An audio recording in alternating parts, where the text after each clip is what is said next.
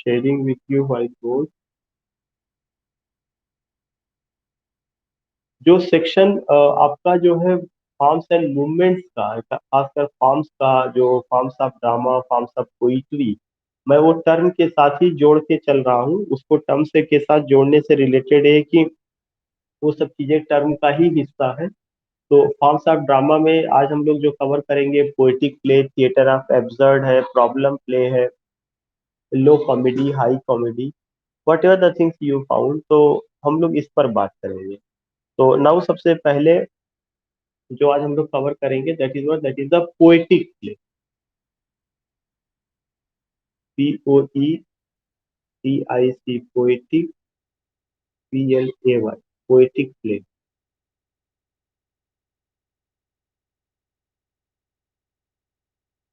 Now जो poetic play है, you will come to know, ये जो प्ले है या after the second world war, as a movement it emerge after the second world war, या during the second world war भी हम कह सकते हैं। सेकेंड वर्ल्ड वार के समय ये सब चीजें ज्यादातर आती है। और जो पोएटिक प्ले है, इट, यू कैन से कि इन modern as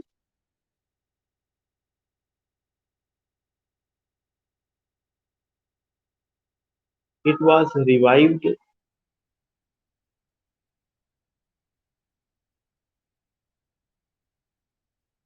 by T.S. Eliot।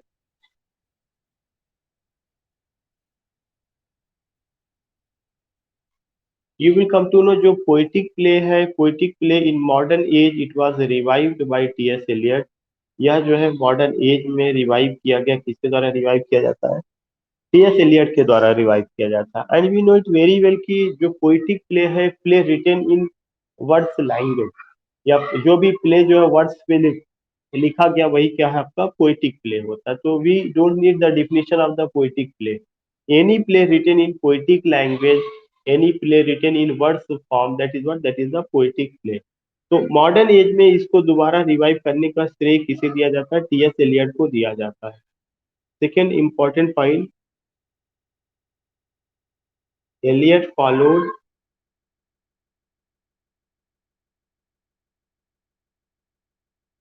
Elliott followed classic principles of poetic plays. Classic principles, PRINCIPLES, classic principles of poetic place.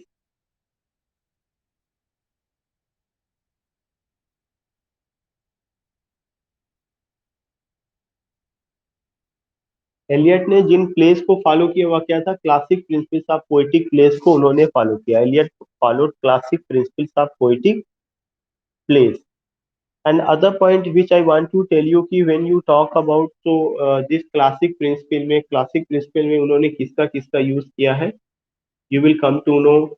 एक तो सबसे पहला चीज की he used three unities and chorus, ये आपको पहले ही बताया जा चुका था। ही यूज्ड कि क्लासिक जो प्रिंसिपल्स ऑफ उसका था, उसमें क्या है? थ्री यूनिटीज, अभी कल भी डिस्कस हुआ था, एंड कोरस।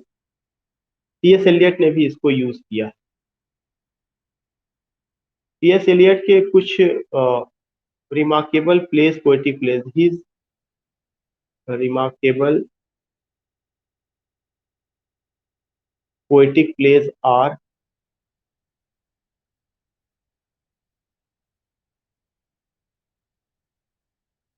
जो एलियट ने पोएटिक प्लेस जो लिखा हुआ है, वे कौन कौन से हैं उसके बारे में हम लोग बात कर रहे हैं। His remarkable poetic plays are, वे कौन कौन से हैं? Number one, cocktail party.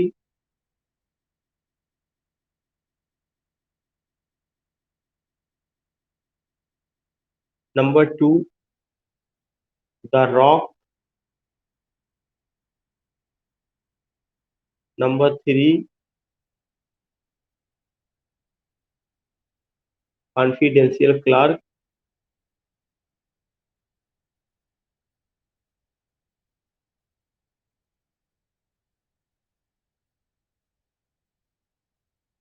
Number four, the family reunion.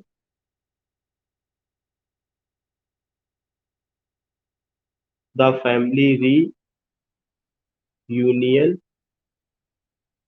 Number 5,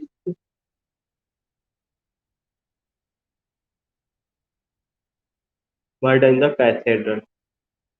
MUR,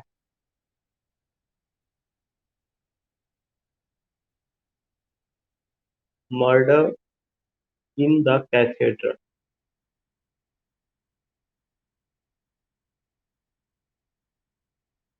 CATHEDRAL, cathedral.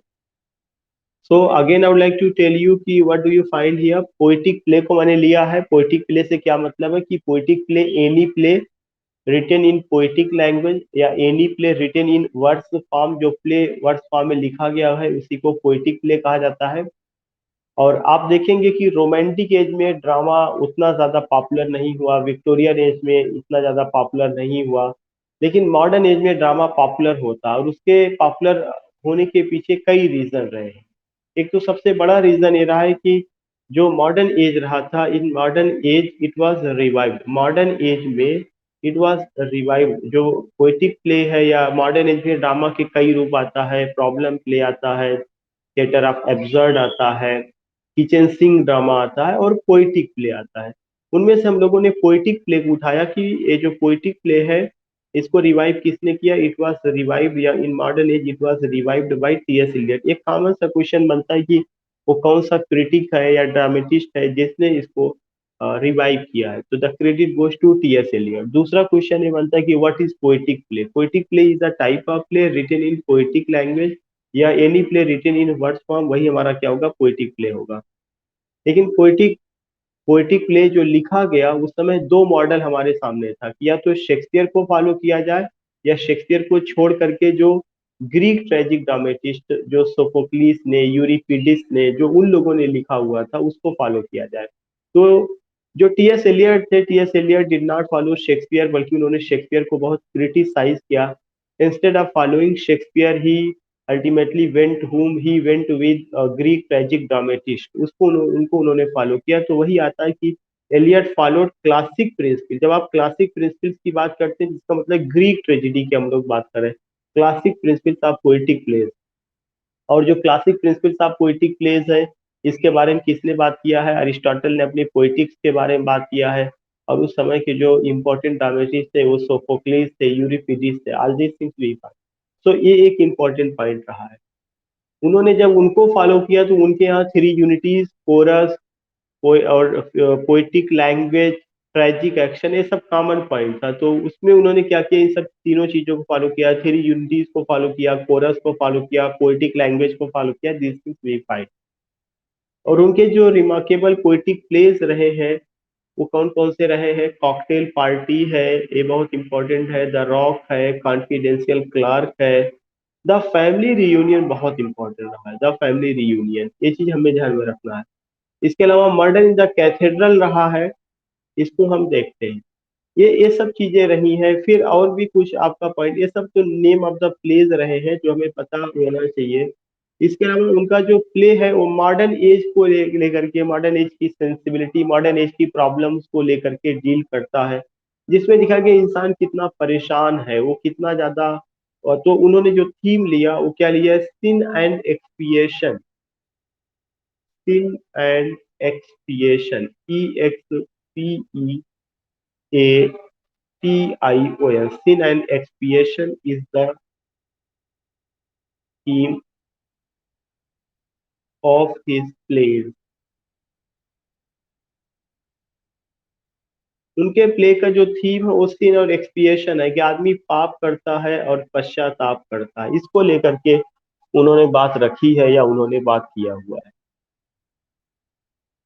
पश्चाताप करना।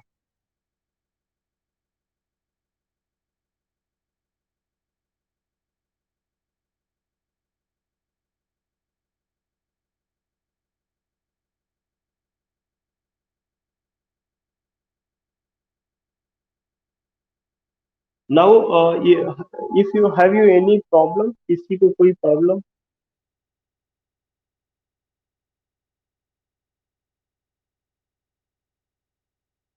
tell me fourth number of the drama, that is the family reunion.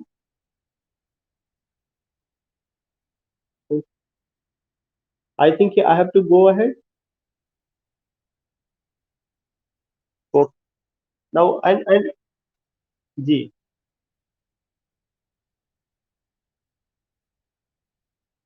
कोई डिफरेंस नहीं है, बस वहां पे ड्रामा शब्द आया, यहाँ प्ले शब्द आया है। और जब आप डिफिनेशन देखेंगे कि ड्रामा और प्ले में क्या डिफरेंस है, तो एम एच अब्राहम से लिखते हैं कि drama is an alternative term for play, या play is an alternative term for drama. जब उसको एक अल्टरनेटिव टर्म उन्होंने कह दिया तो इसका मतलब कोई डिफरेंस नहीं है।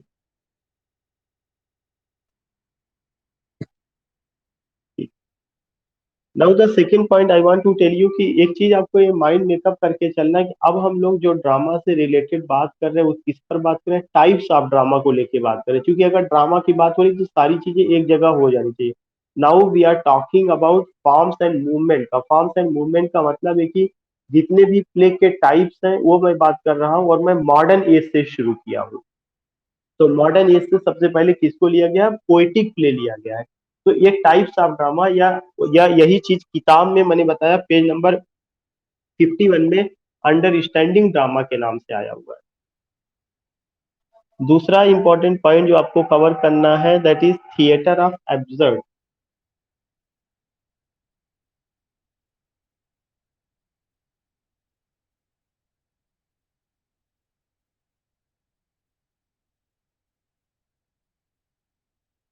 Theatre of absurd, and remember that when you talk about theater of absurd, yeah, when you talk about this particular thing, then there are something which we have to note down कि यह जो theatre of absurd रहा है, यह drama में ही एक ऐसा movement था या एक ऐसा टाइप ऑफ प्ले आया है जो कि बहुत कुछ बातें बताता है, खासकर पोस्ट वर्ल्ड वार एक्सपीरियंस को लेकर के। तो एक पॉइंट आपको ये लिखना है कि it emerged after second world वार।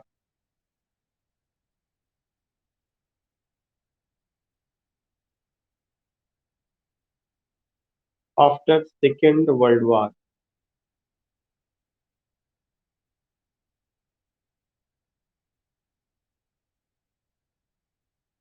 दूसरा point,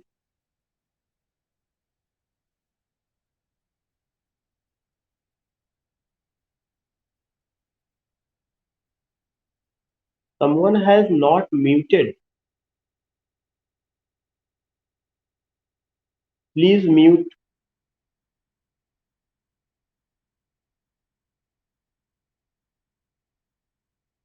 So I was telling you कि what theater of absurd, it emerged after second world war, या सेकेंड वर्ल्ड वार के बाद आया हुआ है। दूसरा सबसे इंपॉर्टेंट पॉइंट है कि it shows what, it shows post world war experiences of life।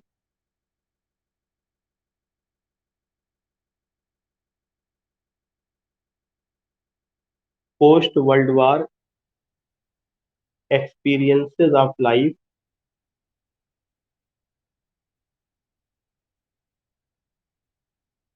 of life,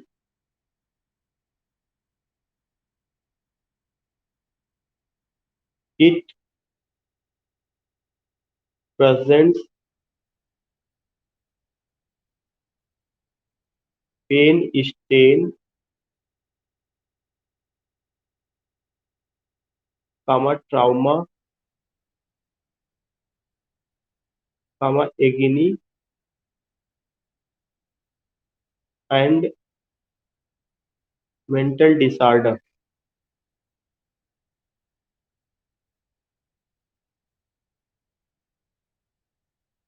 it presents pain, strain, trauma, agony and mental disorder, क्या उसको लेकर के बात करता है, mental disorder of the people of modern age,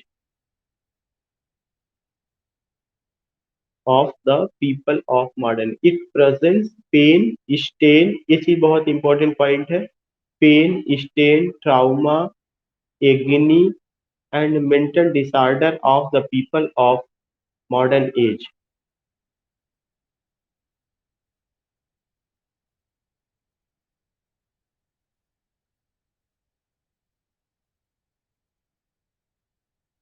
second important next point, fourth point, जो word absurd है या क्या है, it refers the term absurd, ABS, this is a,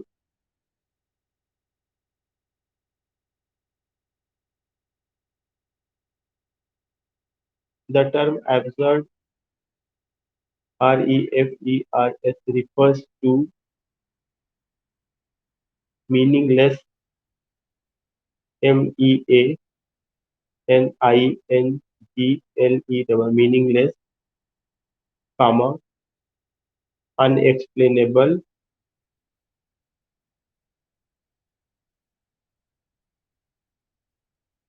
unexplainable, and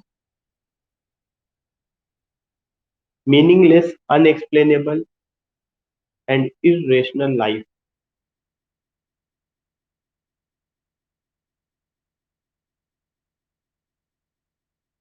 so this is another important point कि जो modern age था, उस modern age में वर्ल्ड वार की वजह से, खासकर सेकेंड वर्ल्ड वार की वजह से, crores of the people were killed and the people were thinking कि what is the objective of life. तो वो जो करोर्स ऑफ द पीपल जब मारे गए, जैसे कि इवन इन 21st सेंचुरी में आज हम लोगों का जो कंडीशन है, पर डे न्यूज़पेपर या पूरा समाचार ऐसे से उससे भरा हुआ है कि एक ट्राउमा है, एक एगनी है, एक पेन है, मिजरेबल सिचुएशन, ऐसा लगता है कि how much helpless we are.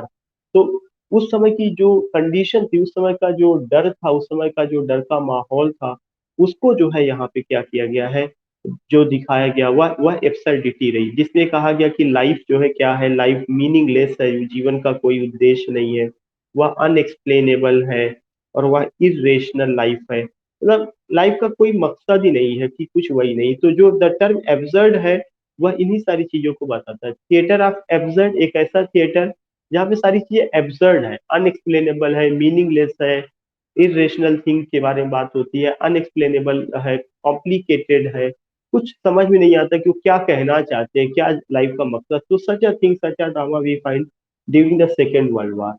तो ये जो सेकेंड वर्ल्ड वॉर का कंडीशन था, because I already told you कि dropping of the bomb specially on Hiroshima and Nagasaki, and in what way the people were means कितना fearful situation था। तो वो जो पेन, स्टेन, स्टिग्मा, एगनी, जो एक तरह का क्राइसिस था, पूरा का पूरा मेंटल डिसऑर्डर था, उन सारी चीजों को लेकर के इसमें बात किया,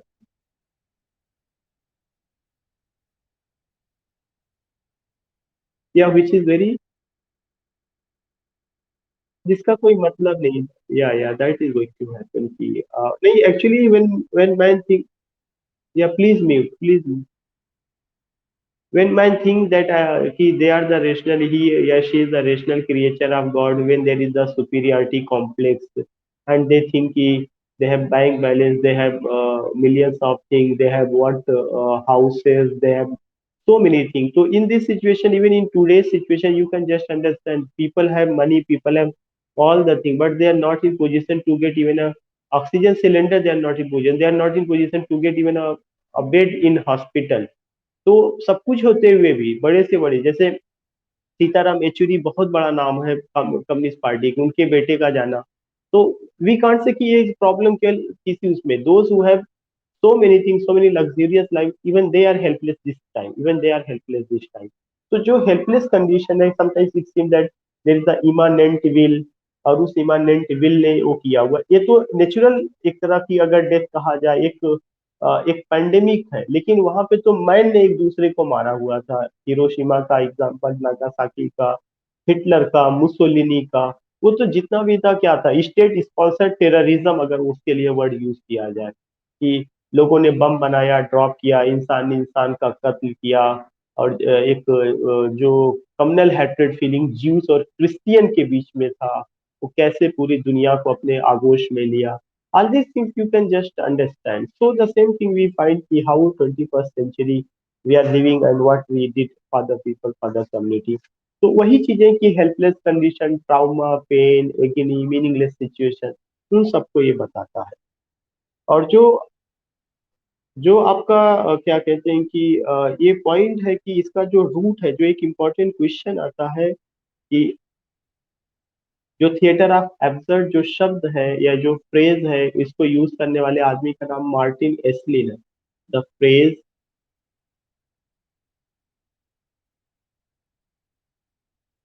the phrase theatre of absurd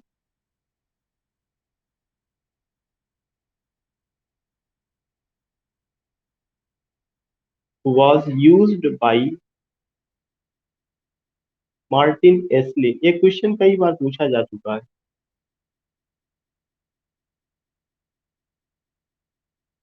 छठा point, the root of absurdism,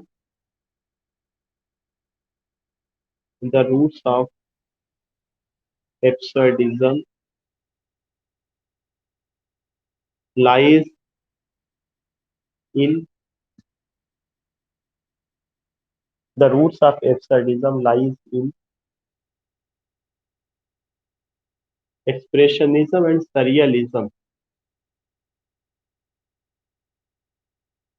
ये भी पीजीटी में आ चुका है, यूपी पीजीटी में।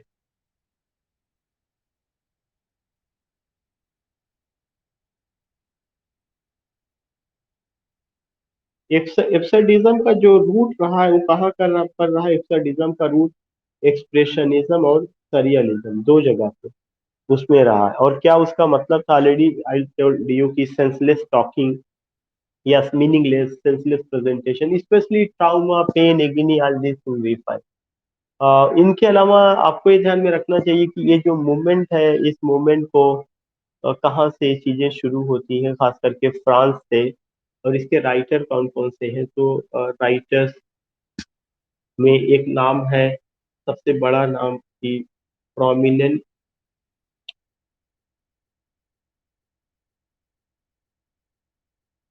Prominent writers.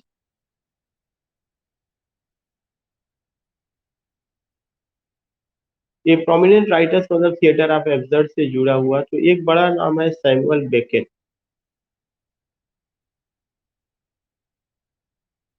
Samuel Beckett Samuel Beckett एक बड़ा नाम है। And you will come to know कि जो सैमुअल बेकेट है, इन्होंने क्या किया हुआ है। ही रोट, नेक्स्ट स्लाइड का आई विल यूज, की he road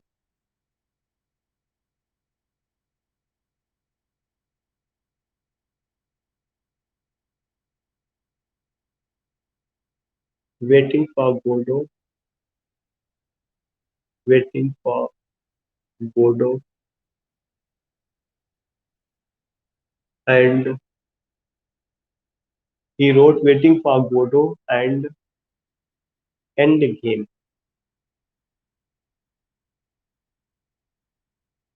He wrote Waiting for Godot and Endgame। तो सैमुअल बेकेट एक बड़ा नाम है। उन्होंने वेटिंग फॉर गोडो लिखा और एंड गेम लिखा, ये दो उनका बहुत इंपॉर्टेंट प्ले रहा।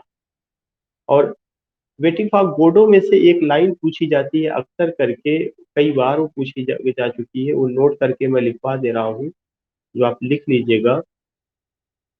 Nothing happens, NOTHING, nothing happens, nobody comes,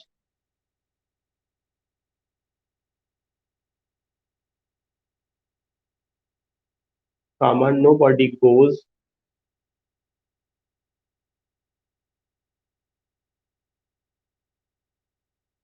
it's awful।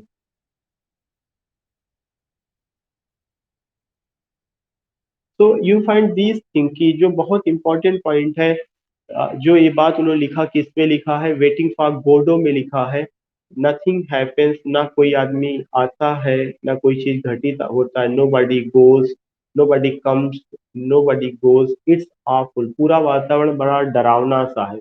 अगर आप इस लाइन को आज की सिचुएशन में देखेंगे कि we all are confined, where we all are confined in our houses, specially to make physical distance, only to protect ourselves. Even if someone die, yeah, ultimately we found that the people are not ready to pick up the dead body of their own relatives, even their own father. Today I got news कि two professors of University of Allahabad from science faculty, They are hospitalized yesterday. They were hospitalized yesterday, and their sons were living in America. No one is with them to care at all in this crucial situation, in this crisis. Because we have a Facebook page of University of Allahabad, and you will come to know such a thing we found. Even so many news came. So I'm not sharing here these things, but it's how things are correlated. Theater of absurd जब आप बात कर रहे हैं कि how these things are correlated to our lives and especially the contemporary situation, how you can express it, how you can correlate it to, again that life, again that trauma, that pain, that agony. So many things we find. तो वही मैंने कहा कि the when the people think I have this, I have that, or my A who, my O who, all these things. So not at all. Sometimes it seems that we are nothing at all, only puppet in the hand of Almighty God. Only ultimately what yeah, we are only and only just like a kite, which thread is in the hand of immanent will. If you want to fly, you have to fly only in that situation if you get permission from immanent will. If immanent will say no, you don't have to fly, you have to come back, so you have to go, you have to come back. These are the things which we find. And other thing जो इससे related एक और writer रहे हैं जो बहुत famous है, that is Harold Pinter.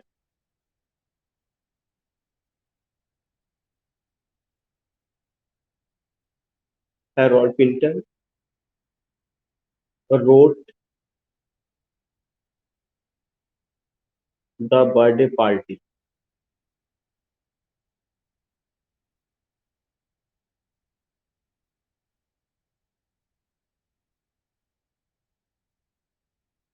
ये एक बहुत इंपॉर्टेंट प्ले है जो थर्ड ईयर में हम लोग when we were doing graduation then it was there. और आज भी मुझे लगता है सिलेबस में एलटी ग्रेड वगैरह की जब आप लोग तैयारी कर रहे होंगे तो रहा होगा the birthday party.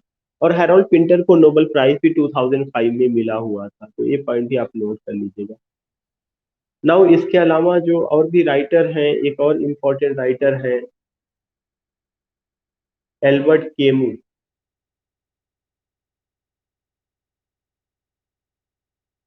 wrote the myth of Sisyphus. This is OF of Sisyphus, Sisyphus, the myth of Sisyphus.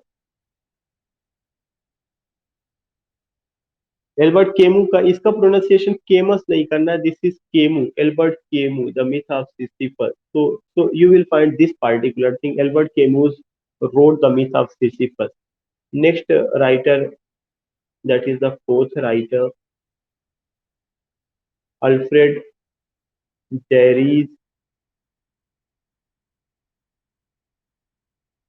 French play, French, French play, Yubu Roy, UBU. This is UBU, UBU, Yubu Roy, Yubu the King.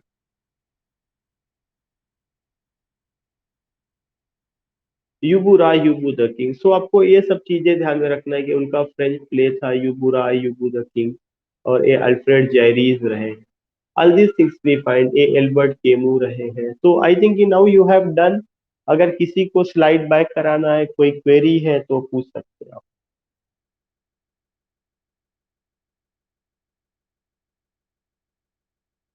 या आई am just taking.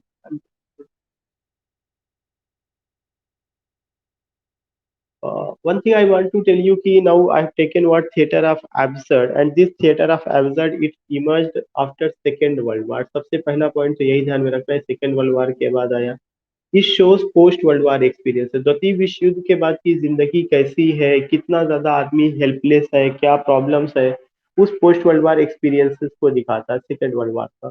It presents pain, strain, trauma, agony and mental disorder of the people of modern age के जो people है या उन सबको दिखाता है. The term absurd refers to meaningless, unexplainable and irrational life.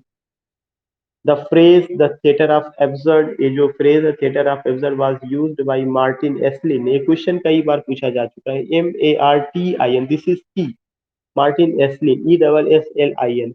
और इसका जो रूट्स है भी question, the roots of absurdism lies in, I think you madam you are saying this point,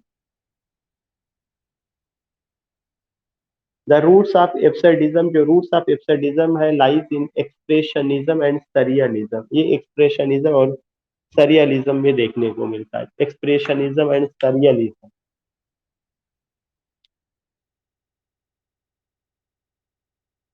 the roots of expressionism, the roots of absurdism lies in expressionism and surrealism. This question has also been asked. Prominent writer Samuel Beckett, already मैं जा चुका हूँ, I don't need कि मुझे बताना की कोई जरूरत है। किसी का कोई किसी का और कोई क्वेरी है?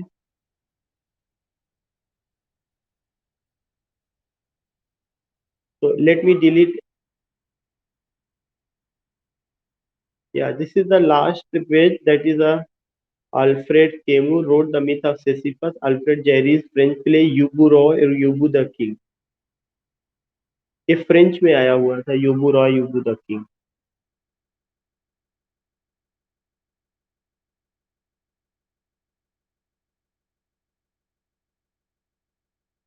या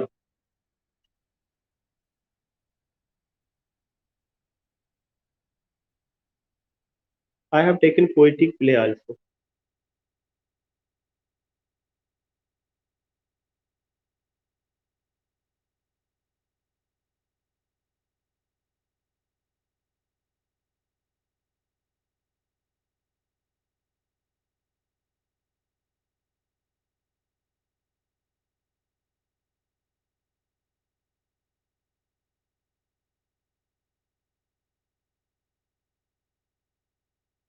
नाउ स्लाइड पूरा भर गई है, इसलिए इसको डिलीट करके फर्स्ट स्लाइड से ही शुरू किया जाएगा।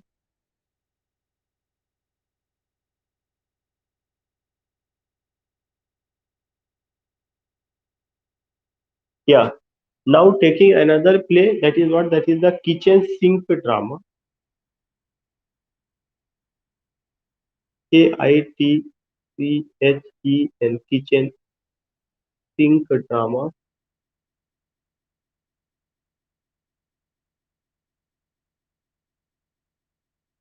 Someone has unmuted, someone has unmuted, please mute.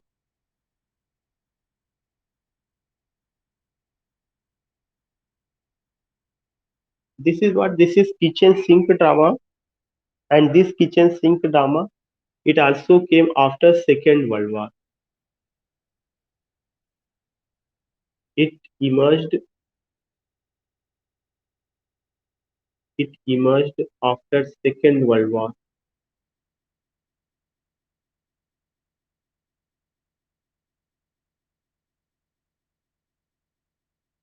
World War. It shows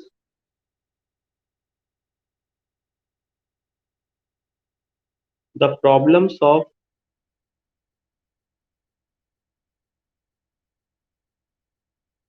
middle class youth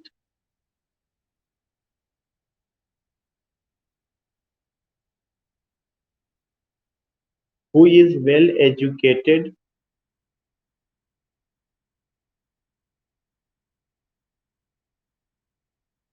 who is well educated but unemployed.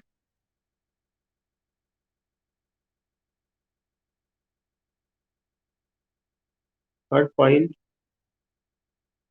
it shows frustration,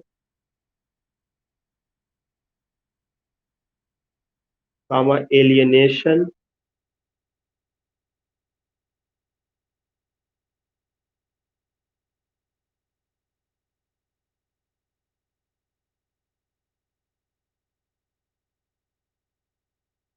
it shows frustration, alienation, ALIENATION,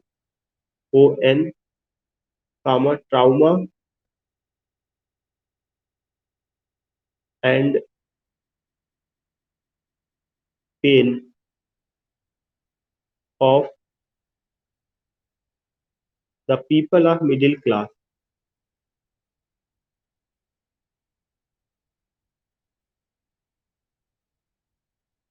middle class. Fourth point, it has its setting in kitchen.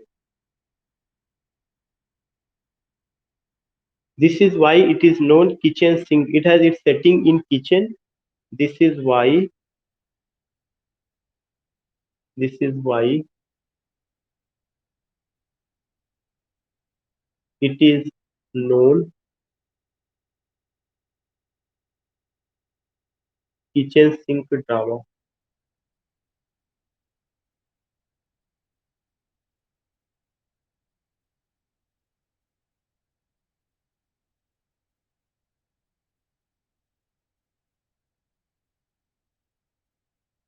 Next point, I think if fifth,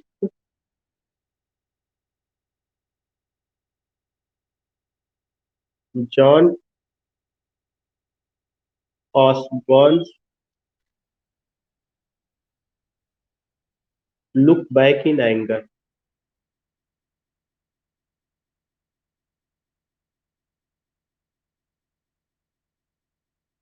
1956 में। John Osborne writer का नाम है, look back in anger उनके drama का नाम है। It's the example of kitchen sink drama. तो if anyone ask you कि क्या है कैसे है, तो मैं फिर से आपको बता दूं कि we are talking about kitchen sink drama. सबसे इंपॉर्टेंट पॉइंट कि किचन सिंक ड्रामा में ये कब आता है, सेकेंड वर्ल्ड वार के बाद आता है। It shows the problems of middle class youth. जो मिडिल क्लास यूथ है उसकी प्रॉब्लम को, they are well educated but unemployed. It shows frustration, alienation, trauma, pain of the people of middle class इस center में है। it has its setting in kitchen, this is why it is।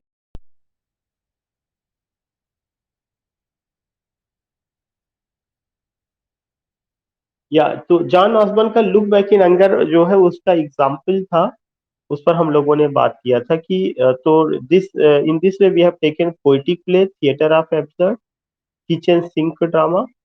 Now I am going to take another play, that is the problem play.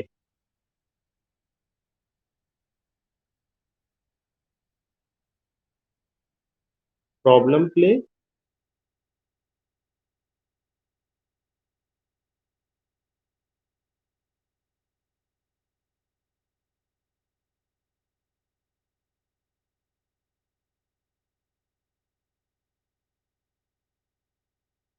You will come to know जो ये problem play है, this particular problem play, ये क्या है कि already I told you कि a type of play which came in modern age या in the last decade of Victorian age।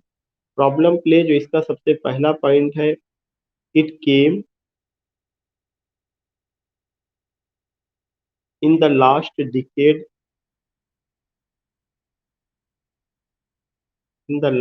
decade of Victorian age,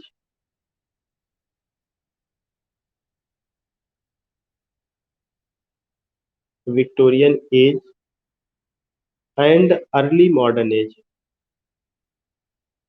and early modern age।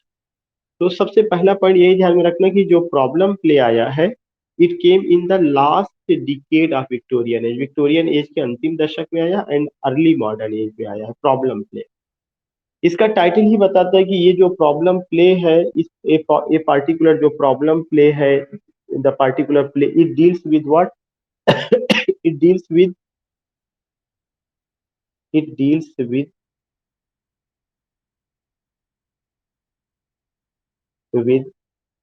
The problems of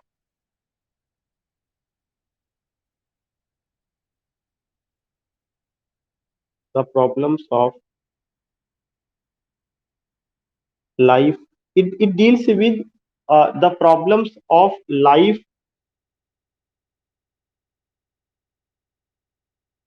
based on the ground of reality।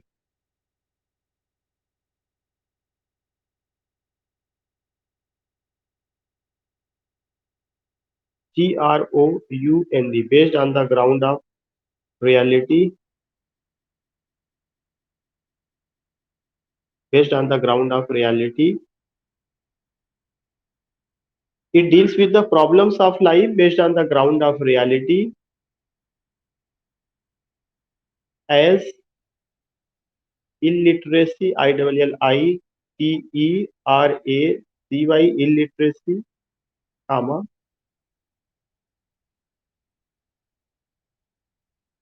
unemployment, EMPLOYMENT,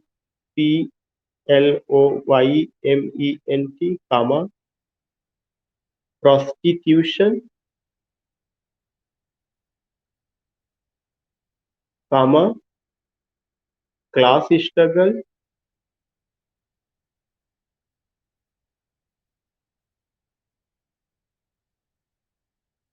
class struggle, comma, injustice and inequality.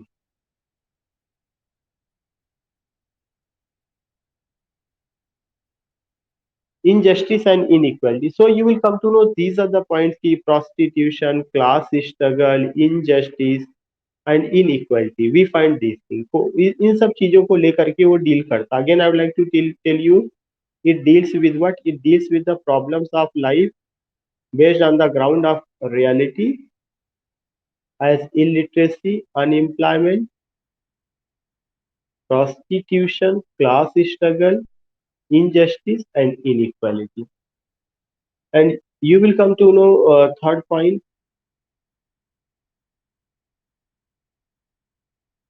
It is also known as anti-romantic comedy. It is also known as anti-romantic comedy.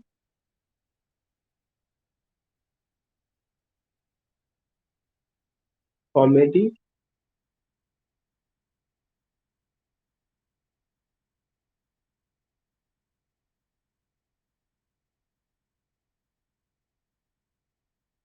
It is also known as anti-romantic comedy. ये चीज भी हमें ध्यान में रखना है. इसको हम किसके नाम से जानते हैं? एंटी रोमांटिक कॉमेडी के नाम से. क्यों? Because it does not have any room for romance. Because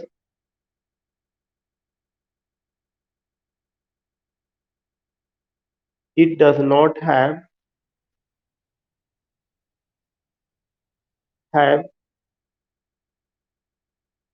any room for romance. Romance के लिए यहाँ पे कोई जगह नहीं था. रोमांस का मतलब कि इमेजिनेटिव वर्ल्ड, फेरी के बारे में, नाइट के बारे में, उस तरह के लव के बारे में, उस तरह के अफेयर के बारे में. No, not at all. Because it does not have any room for romance. This is why it is anti romantic comedy. Simple सा मतलब है कि अगर it is based on the ground of reality तो इसका मतलब क्या हो गया? यह anti romantic comedy. Because it does not have any romance, any room for romance. Romance के लिए यहाँ पे कोई जगह नहीं है. सेकेंड इंपॉर्टेंट पॉइंट की वी हैव जस्ट गॉन कि ये प्रॉब्लम प्ले भी है और इसके अलावा इसको एक और नाम दिया जाता है problem play anti romantic comedy. इसी का सब टाइप होता है डिस्कशन प्ले, डिस्कशन प्ले और drama of ideas.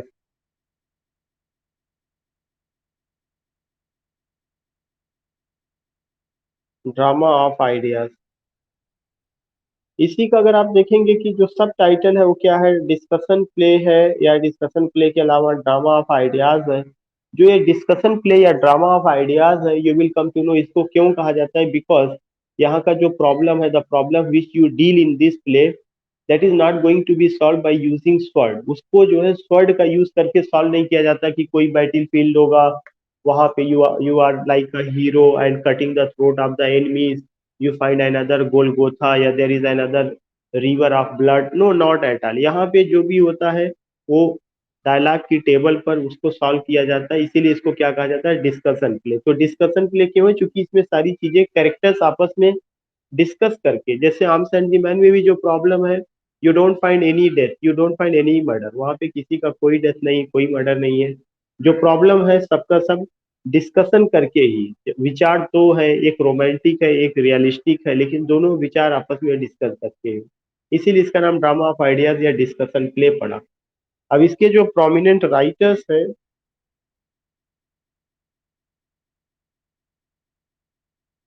Prominent writers,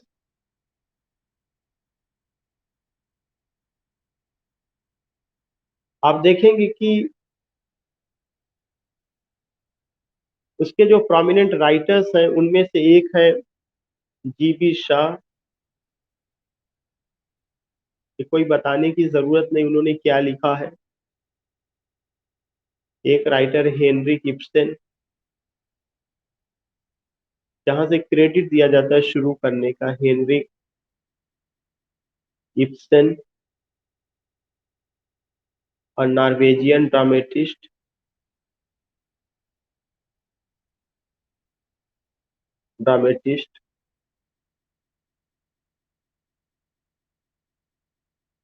who wrote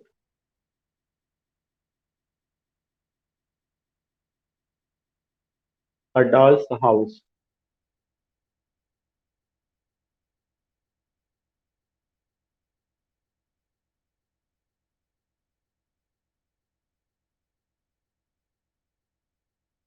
a dolls house.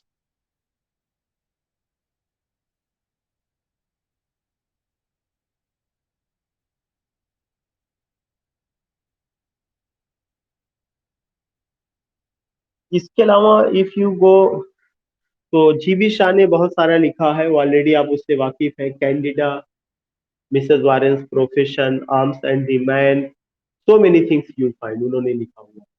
तो what I want to say, what I want to tell you, when you go this particular author, और भी आपका एक syllabus में ही एक author है जिनका नाम है जॉन गाल्सवर्दी। तो एक और से second third,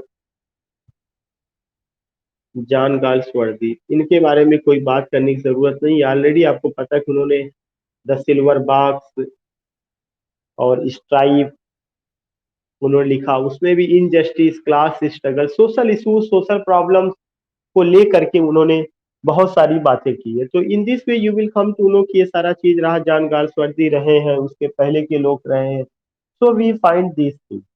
So whenever you talk about GB Shah, whenever you talk about Henry Gibson, whenever you talk about any other dramatist, तो आप इन सबको जो है क्या कर सकते हैं यहाँ पे यूज कर सकते हैं कि हाँ ये सारी चीज, ये सब चीजें रही है। और इसके अलावा शेक्सपियर का तीन प्ले ऐसा है जो प्रॉब्लम प्ले की कैटेगरीज में या बिटर कॉमेडीज की कैटेगरीज में बांटा गया है, वो नोट करके आपको लिखना जरूर। ये पोर्शन सबको समझ में आ गया, कोई प्रॉब्लम किसी को?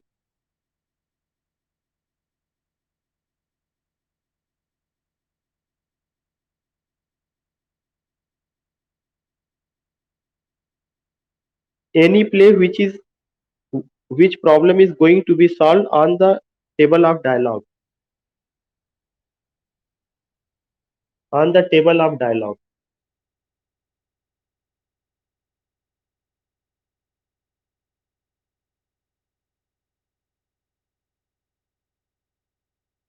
नोट करके एक और चीज आपको जो इम्पोर्टेंट क्वेश्चन है कि शेक्सपियर के तीन प्ले को क्या कहा गया है, प्रॉब्लम प्ले या उसी को बिटर कॉमेडीज कहा गया है। तो ये मैं नोट करके यहाँ लिखवा दे रहा हूँ, शेक्सपियर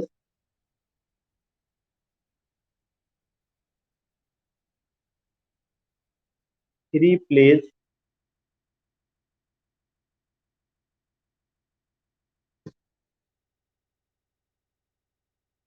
जिसका नाम है Troilus and Cressida, TROILUS, Troilus and Cressida, CRESSIDA,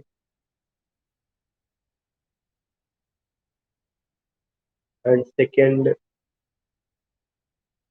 measure for measure,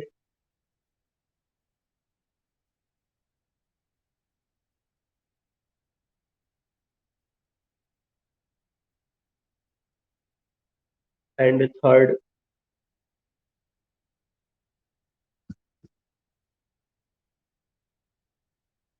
Measure for measure. All's well that ends well.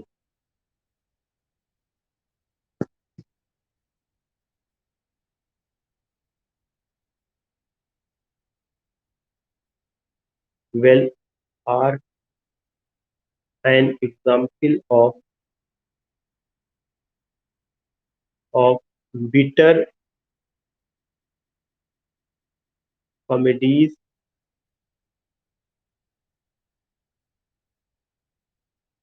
or problem plays.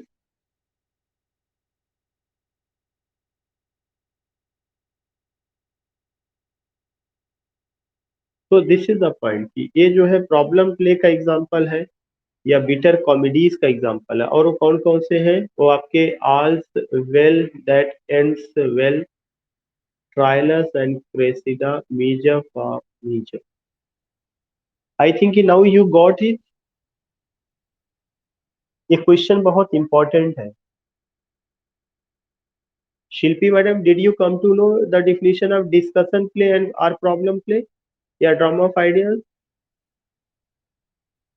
Only you have to use की nothing at all, any problem which is going to be solved on the table of dialogue, मतलब exchanging of thought, no use of sword, no murder, no blood, no एक तरह से कोई हत्या, बल्कि क्या होगा, सब कुछ सारी प्रॉब्लम डिस्कशन के माध्यम से, इसीलिए उसको discussion play. Now I will take one more thing, black comedy और ब्लैक ह्यूमर। केवल एक शब्द में आपको समझना है, ब्लैक कॉमेडी और ब्लैक ह्यूमर। HUOUR, ये जो ब्लैक कॉमेडी या ब्लैक ह्यूमर है, ये भी कब आती है? मॉडर्न एज में आती है, खास करके थिएटर ऑफ एब्सर्ड के समय।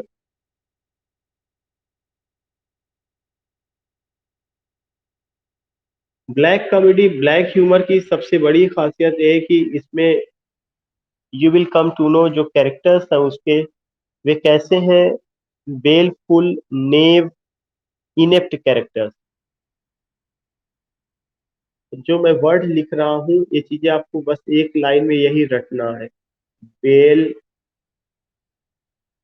Full, comma, knave, KNAVE, knave, and inept characters.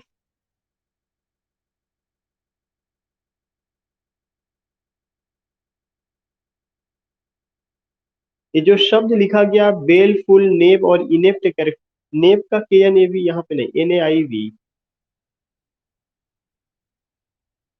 This is NAIV।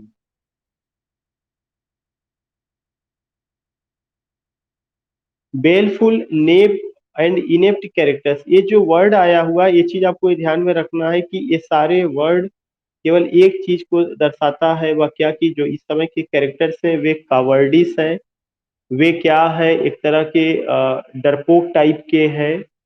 वे एक ऐसे कैरेक्टर हैं जो कोई भी नाइट मेरिश अगर एटमॉस्फियर होगा या कुछ ऐसी बातें तो डर के छुप जाएंगे। They are not the traditional type of character जो बहुत ज्यादा बोल्ड हो, करेजियस हो, one who accept the challenge like Macbeth और हैमलेट। तो baleful, naive and inept character है, और ये सब मैंने एक ही शब्द बता दिया कि कावर्डिस, वीक, और जिसे आप हिंदी में अगर कहें डरपोक टाइप का, उस तरह के कैरेक्टर्स होंगे। इसके अलावा दूसरा चीज होगा कि वे कोई भी घटना जो होगी जो कि नाइट मेरिस होगा, हमेशा वे नाइट मेरिस चीजों से ऐसा लगता है कि उनको दिन में भी डरावना ख्वाब आता है, डरते रहते। NIGST, night मेरिश।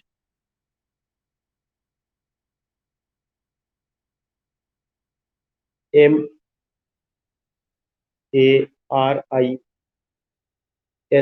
Night मेरिस। Nightmarish जो ये शब्द है, यह उस ड्रामा की खूबी को बताने में पर्याप्त है कि उसके कैरेक्टर्स को हर समय लगेगा कि there is a terrifying atmosphere, horrible situation, someone is there to kidnap me, कोई ऐसा लगता है कि आया हुआ है, वह उसको किडनैप कर ले जाएगा, उसके साथ ज्यादती करेगा, कहीं कुछ भी नहीं होगा, हवा में ही उसके दिमाग में ऐसा चलता रहता। तो इस तरह की सिचुएशन भी हमें देखने को मिलती है।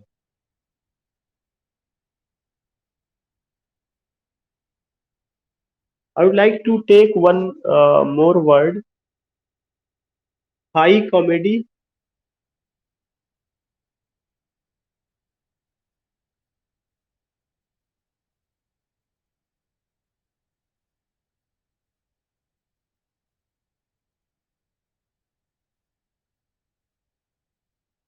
When we talk about a high comedy, then remember that कि ये जो हाई कॉमेडी है, या क्या करता है, इसकी दो तीन पॉइंट है जो आपको ध्यान में रखना है। सबसे पहला चीज कि हाई कॉमेडी में इंटेलेक्चुअल लाफ्टर होगा। एक्चुअली में जब शुरू में ग्रीक में कॉमेडी आई है तो उसको दो हिस्सों में बांट दिया गया, हाई कॉमेडी, लो कॉमेडी। लो कॉमेडी वह होता था जिसमें पेटी इशूज, जिसमें एक तरह से आप कह सकते हैं रिडिकुलस सब्जेक्ट मैटर, या जिसपे बहुत ज्यादा इधर उधर की लस्ट पैशन ओछी हरकतों को लेके बात की जाती थी, वो लो कॉमेडी थी। लेकिन हाई कॉमेडी में इंटेलेक्चुअल लाफ्टर होता है, जो भी हंसी हंसी होगी वह बौद्धिक स्तर पे होगी, इंटेलेक्चुअल लाफ्टर। तो एक पॉइंट इसका जो सबसे इम्पोर्टेंट है हाई कॉमेडी में, INTLLECTUAL, intellectual laughter, LAUGHTER।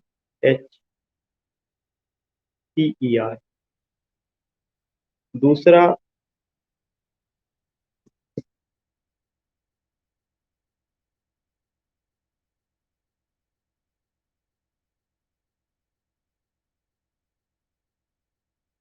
Intellectual laughter.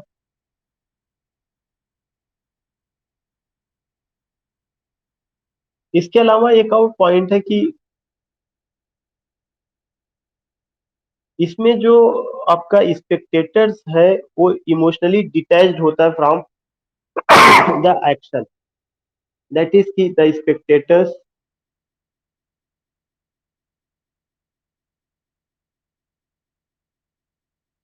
Are emotionally detached, emotionally detached from action, from action.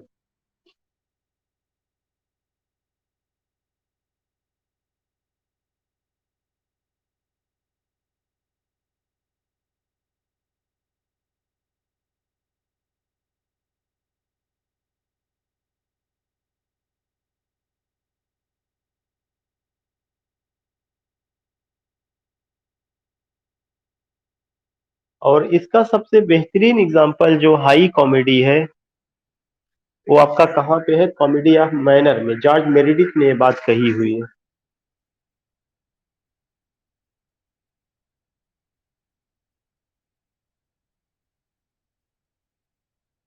Comedy of manner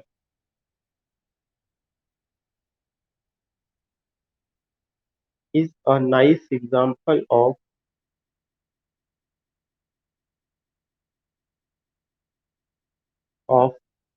high comedy.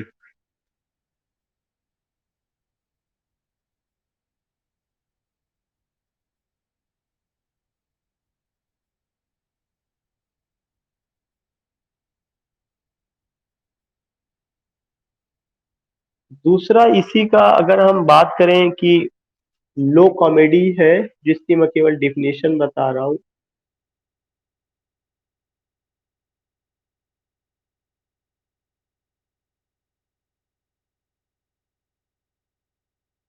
Low comedy, low comedy का जो सबसे बड़ा चीज होता है कि जैसा भी पहले भी बात किया गया था, नो इंटेलेक्चुअल अपील,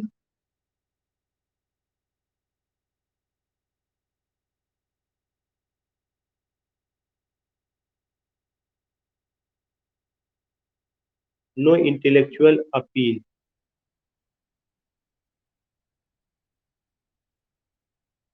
दूसरा चीज कि इसमें जो एक इम्पोर्टेंट चीज है कि जैसे एग्जांपल अगर आप बात करें, जैसे हम लोग जोक्स की बात करते हैं तो जोक्स लो कॉमेडी में आएगा, या जो क्लाउन वगैरह होते हैं उनका जो प्रेजेंटेशन होता है clownish physical activity, jokes and clownish physical activity,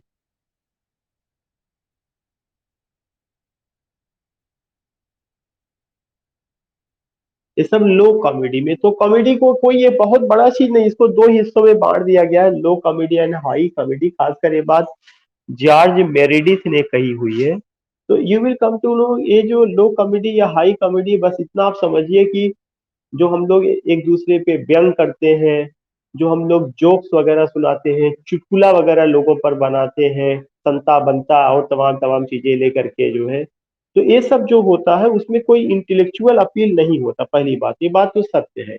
और वो सब जो एग्जाम्पल है जोक्स और क्लाउनिश एक्टिविटी, ये सब किसका एग्जाम्पल है? लो कॉमेडी का एग्जाम्पल है। लेकिन जो हाई कॉमेडी है, हाई कॉमेडी की जो बात बताई गई, एक तो उसमें इंटेलेक्चुअल अपील होता है, इंटेलेक्चुअल लाफ्टर होता है, उसमें आपको दिमाग लगाना पड़ता है। बहुत सारी मूवीज जो है हाई कॉमेडी पर लेकर के बहुत सारी मूवीज बनी हुई है। और उसमें आप देखेंगे खास करके मुन्ना भाई एमबीबीएस, वो जो है, जो भी उसमें किरदार है, जो कैरेक्टर है, एक एक जितने भी कैरेक्टर है उसमें एक इंटेलेक्चुअल लॉफ्टर है। सिचुएशन खासकर जो डॉक्टर है, जो उसका फादर इल्ला बनते हैं, Sanjay Dutt, I am just missing the name, उनका जो सिचुएशन है वहां पे आप देखेंगे वहां पे एक इंटेलेक्चुअल लॉफ्टर है। इसके अलावा जो उसके जो स्पेक्टेटर्स हैं, वे स्पेक्टेटर्स जो इंटेलेक्चुअल लाफ्टर के होते हैं वे इमोशनली डिटैच, वो उनके अंदर इस चीज को लेकर उसमें कोई इमोशन नहीं होता या कोई फीलिंग्स नहीं, बल्कि वे लाफिंग कंडीशन में होंगे। वहां पे इंटेलेक्चुअल अपील करना, ना कि इमोशनल अपील। वो आपसे कहता है कि आपको इंटेलेक्चुअल अपील करना है, इमोशनल अपील नहीं करना है। Comedy of manner is a nice example. आपको ये पहली बात बता दी गई, कॉमेडी ऑफ मैनर इसका एक नाइस एग्जाम्पल। ये बात किसने कहा? जॉर्ज मेरेडिथ ने कही है। उन्होंने, उनका किताब जॉर्ज मेरेडिथ का था द आइडिया ऑफ कॉमेडी, उसमें उन्होंने ये बात कही है। So in today's class you have gone with what, you have gone with understanding drama या टाइप्स ऑफ ड्रामा, जिसमें आज आपने क्या लिया हुआ है? थिएटर ऑफ एब्सर्ड लिया है, पोएटिक प्ले लिया हुआ है, ब्लैक कॉमेडी, ब्लैक ह्यूमर आपने लिया है, किचन सिंक ड्रामा आपने लिया हुआ है।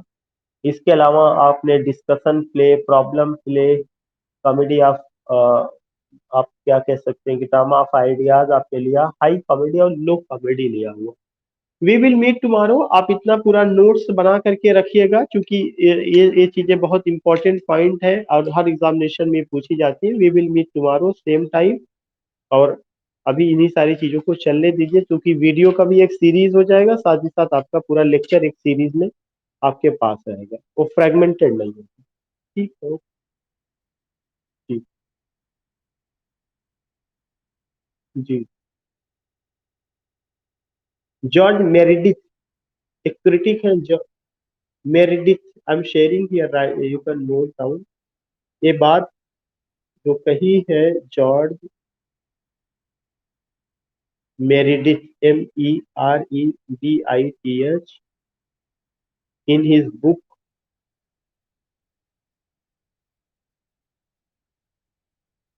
Idea of comedy.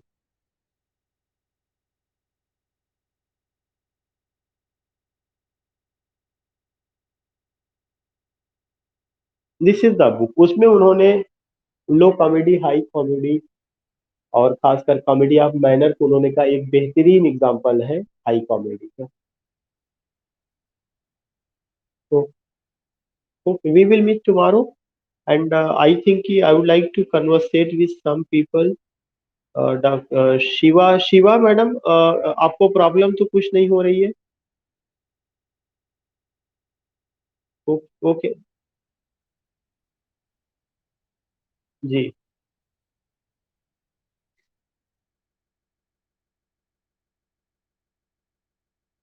Henry Gibson को मैंने बताया था कि डॉल्स हाउस के वो राइटर हैं। हेनरी गिब्सन एक नॉर्वेजियन ड्रामेटिस्ट थे, नॉर्वे के एक ड्रामेटिस्ट थे, जिन्होंने एक प्ले लिखा हुआ है अ डॉल्स हाउस।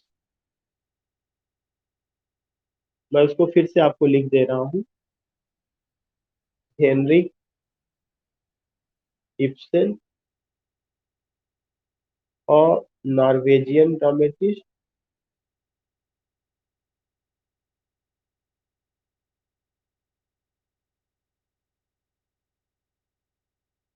और रोड और डाल्स हाउस।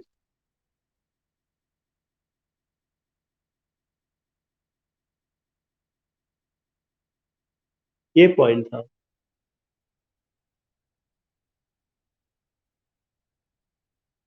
इसके अलावा रमा जी आपको कोई प्रॉब्लम? अच्छा, अम्बुज जी, दिनेश जी, ये सब हमारे पुराने बच्चे, मुझे नहीं लगता कोई प्रॉब्लम होगी। डांसिंग जी आपको कोई प्रॉब्लम सही से? डांसिंग जी?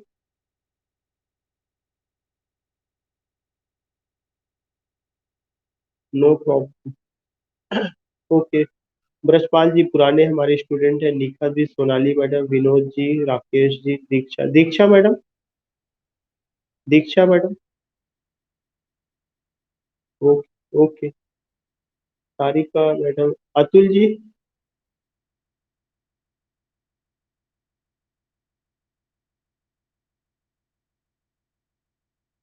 You have not noted, you have not noted anything. All the videos and lectures are available on my YouTube channel. You can go with JS English Literary Society. You will get there. Even you can just note my this number, WhatsApp number. आप मुझे 9450592038। ये केवल WhatsApp के लिए, calling के लिए नहीं। हो सकता कुछ लोग कॉल करते होंगे तो ये कभी आजकल थोड़ा सा उसमें कुछ प्रॉब्लम है। कॉलिंग के लिए 8188665653। आप अगर हमें जो है इस पे ही हेलो करके भेजेंगे तो मैं यूट्यूब चैनल का लिंक और जो वीडियोस इधर हाल के हैं, मैं आपको सब भेज दूंगा। हाँ, व्हाट्सएप नंबर पहला वाला, this is WhatsApp.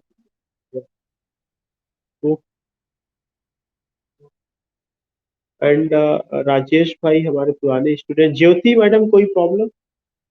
Jyoti madam, are you getting my voice madam?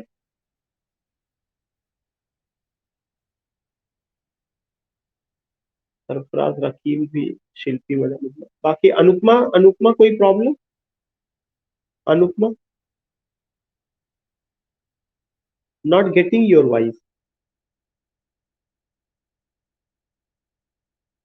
Shivangi ji, Shivangi जी।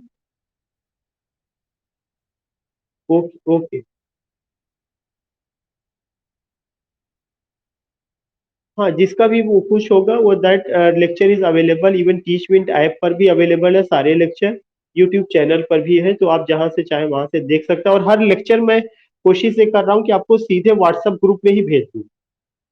बस आप थोड़ा सा व्हाट्सएप ग्रुप में आप थोड़ा सा कॉन्शियस रहिएगा। वहां पे आप you will get the whole lecture. मैं यूट्यूब से सीधे लिंक वहीं पे भेज दिया करूंगा, तो आपको दिक्कत नहीं। अभी जैसे ये आएगा मेरे पास, मैं डाउनलोड उसको अपलोड करके यूट्यूब से सीधा लिंक वहीं पे मैं भेज दूंगा। कल का भी मैंने नहीं कर पाए हैं वो सब चीजें। अंटिल अदर्स आर, या मैं, हाँ, मैं आपको व्हाट्सएप ग्रुप में, शायद आप जुड़े नहीं है, उस पे जोड़ देंगे तो आप, हाँ, आपको पता चलता है। And tell others also about the class and about the YouTube channel, because most of the people जो अभी बेचारे ऑफलाइन कर रहे थे उनके साथ बड़ी प्रॉब्लम है। कई जगहों से फोन आया कि सर, हम लोग जो है ऑफलाइन क्लास कर रहे थे, अचानक क्लास बंद हो गई और फीस भी हमारी जो है रुक गई है। They are facing some problems. तो if there are people in your contact, you can inform them and tell them कि yeah there is online class और सारी चीजें हो रही है। If they are interested they can join YouTube पे, तो वो जा करके उसको सारा चीजें देख सकते हैं। तो जिसको जहां से जो भी बेनिफिट हो जाए तो ठीक हो।